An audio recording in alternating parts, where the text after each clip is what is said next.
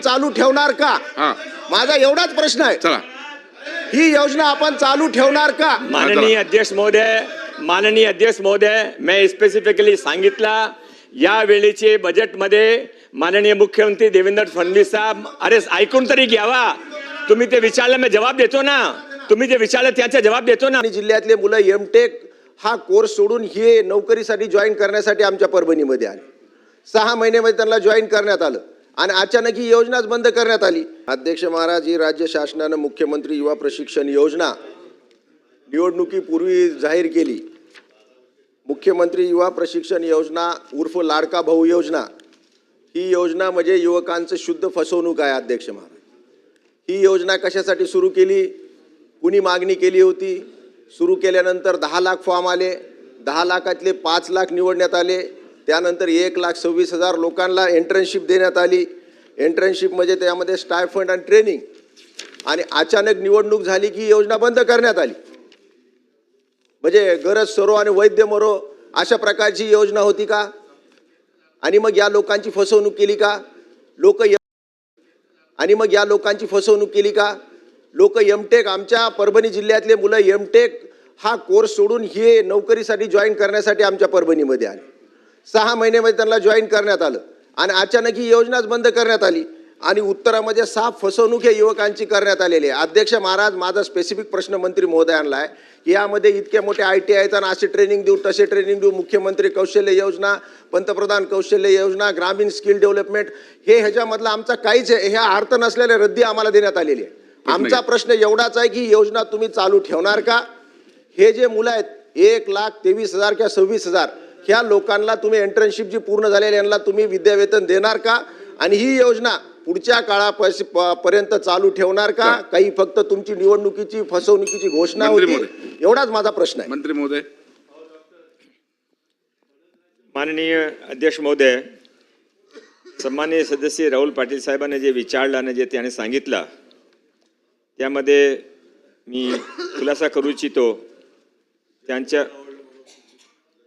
त्याने सांगितलं की कोणाला मांग केली होती.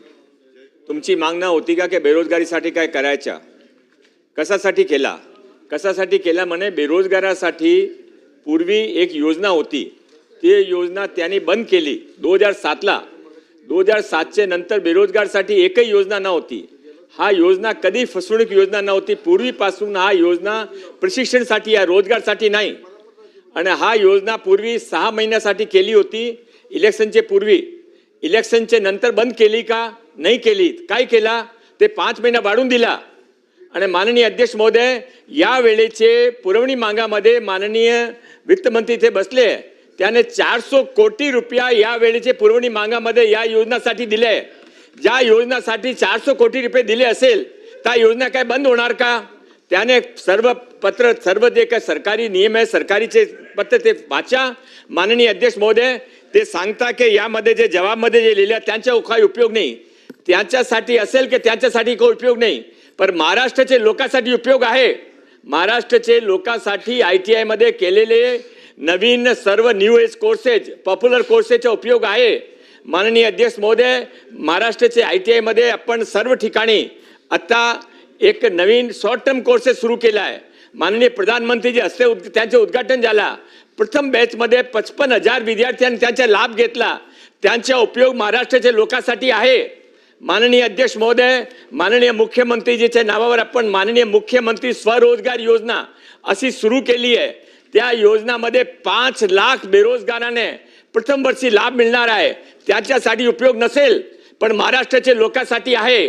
न भूतो ना भविष्यतो. महाराष्ट्रामध्ये माननीय देवेंद्र फडणवीसजी, माननीय एकनाथजी, माननीय अजितदादा त्यांचे नेतृत्वामध्ये रोजगारसाठी जे काय केलेलं आहे आजपर्यंत केलेलं नाही.